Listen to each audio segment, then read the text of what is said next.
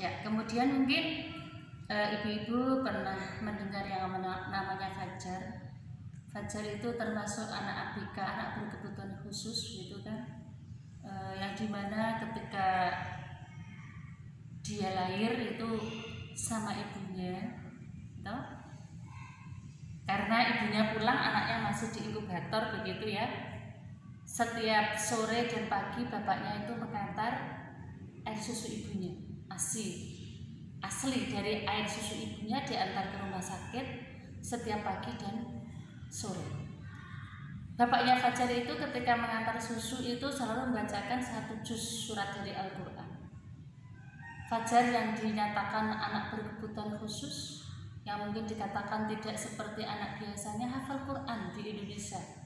Ustadz Mansur gelo banget ketemu kok sudah lama ya, baru ketahuan kalau Fajar itu seorang anak ABK yang hafal Al-Quran. Ibu-ibu yang dirahmati Allah, maka para ulama itu memberikan nasihat kepada kita semua, bagi orang tua mendidik anak dengan dimandikan dengan tiga macam air. Yang pertama adalah air mata, yang kedua adalah air susu, yang ketiga adalah air hangat. Ini tidak arti yang sebenarnya. Kenapa kita harus memandikan anak dengan air mata? Air mata adalah doa, ucapan yang baik ya. Itu sangat penting sekali ketika terutama juga ibu lagi ini ya, di keheningan malam, ibu-ibu dianjurkan untuk bangun malam, melaksanakan qiyamul lail, kemudian berdoa. Itu air mata kita yang sangat berperan untuk anak cucu kita nanti, yaitu seperti Nabiullah Ibrahim dalam doanya, Rabbi ja'alni muqimas sholati wa min dzurriyyati Rabbana wa taqabbal du'a Rabbana ighfirli wa li walidayya wa lil mu'minina yauma yaqumul hisab. Ya Tuhanku, jadikanlah aku dan keturunanku orang-orang yang mendirikan sholat. Maka banyak Nabiullah itu keturunan Nabiullah Ibrahim karena doanya yang begitu luar biasa. Mungkin ibu-ibu semua tahu Imam Sudais yang menjadi imam di Masjidil Haram, di mana ibunya tuh kalau marah dengan kata-kata yang bagus dan kata-kata yang baik, selalu mengatakan, Sudais, kamu itu kok sering mangkel hatinya ibu ya nak. Ya mudah-mudahan kamu besok menjadi penghafal Quran, menjadi imam besar. Dalam marahnya selalu mengatakan, Sudais, mudah-mudahan kamu menjadi penghafal Quran yang hebat dan menjadi imam besar. Suatu ketika Sudais bikin mangkel banget sama ibunya karena mau kerawuan tamu besar. Ibunya sudah menyiapkan berbagai masakan. Sudais tidak mau kalah untuk membuat makanan apa yang dibikin oleh ibunya. Maka Sudais pun membawa piring dan pasir itu dipiur-piurkan di makanan ibunya yang disuguhkan oleh tamu besarnya. Gara-gara ibu marah kan. Nah disitulah kemudian ibunya betul-betul marah besar, kemudian mengatakan pada Sudais, saat ini ibu benar-benar marah besar padamu nak. Jangan pernah kau kembali karena diusir kono bikin mangkel ibu gitu. Tapi di dalam marahnya pun tetap mengatakan, Sudais, jangan pernah kau kembali sebelum engkau menjadi imam besar, jangan pernah kembali sebelum engkau menjadi penghafal Al-Quran. Terucap oleh seorang ibu dan itu menjadi kenyataan. Yang kedua adalah air susu. Air susu adalah makanan yang halal dan thayyibah.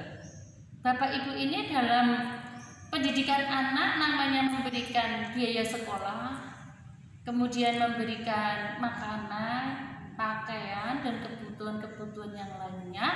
Jangan sampai memberikan dengan sesuatu yang haram, yang subhat pun jangan, apalagi yang haram gitu. Langsung saja ke air hangat, yaitu kasih sayang, perhatian. Perhatian seorang ibu ini adalah penting bagi anak. Kasih sayang ini penting. Kadang suatu ketika anak kita juga dilarang HP belum waktunya jangan nak. TV pun juga ada peraturan. Tidak semua diberikan itu bentuk dari kasih sayang. Maka ini air susu dan air hangat, dua-duanya ini akan kami kupas bersama-sama karena ini adalah hubungannya sangat penting. Gitu. Mungkin ibu-ibu tahu yang namanya Imam Ahmad bin Hanbal, Imam Hambali dan Imam Syafi'i. Kasih sayang ibu luar biasa, termasuk menghormati gurunya pun juga luar biasa. Itu yang dilakukan ibunya Imam Syafi'i dan ayahnya Imam Ahmad bin Hanbal. Maka sebelum saya mengupas lebih jauh, saya akan menyampaikan Imam Syafi'i kenapa 9 tahun menjadi hafal Quran, 13 tahun hafal kitab Al-Muwatta, ya toh? Karena Imam Syafi'i sendiri itu muridnya Imam Ahmad bin Hanbal. Ternyata ibunya tuh sangat luar biasa, bapaknya pun sangat luar biasa. Ketika ibunya masih bujang, bapaknya masih bujang, ya. Ketika bapaknya bujang itu menemukan satu buah, katakan buah delima itu. Dimakan separuh, yang separuh ketahuan yang punya. Ketika ketahuan yang punya, bapaknya Imam Syafi'i yang bernama Idris itu meminta halalnya kepada yang punya buah delima gitu. Pak, saya minta halalnya, buah ini sudah saya makan separuh, yang separuh saya kembalikan kepada panjenengan karena yang separuh sudah saya makan. Tapi bapaknya itu mengatakan, bapaknya Mas Syafi'i namanya Idris, mengatakan kepada Idris, enak men kowe ora nandur mangan buah delima, sementara aku yang nandur wae urung tau mangan buah delima. Saya tidak ikhlas.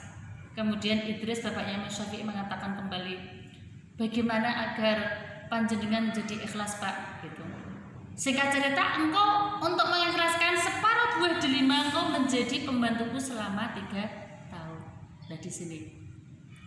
Tapi dilakukan oleh Idris 3 tahun menjadi pembantunya bapak tersebut. Setelah 3 tahun menjadi pembantu, minta izin kepada bapak, izinkan saya untuk pulang. Ora iso, ora untuk balik. Maka sudah 3 tahun, kamu akan aku nikahkan kepada putriku. Bahagia Idris, alhamdulillah 3 tahun menjadi pembantu, ora rugi, aku dibak mantu. Kamu jangan senang-senang dulu Idris bahwa calon istrimu itu buta, tuli dan bisu.